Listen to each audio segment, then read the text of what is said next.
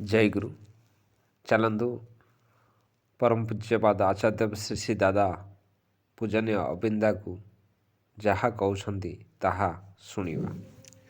सुन अबिन, तत गोटे कथा कही रखे। मोर बयस होइछि, मु हेउ तो देखि परिबि नाही।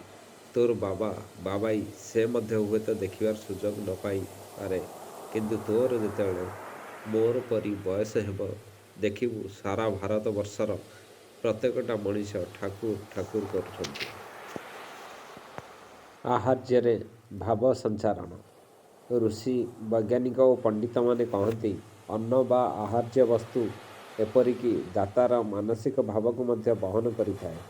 ताहा हेले ही काहाठारु अन्न ग्रहण करियाको हेले मध्य जेपरि उन्नत मानसिक भाव को पाई हुए ताहा ही करिया उचित, ताहा नुहे कि?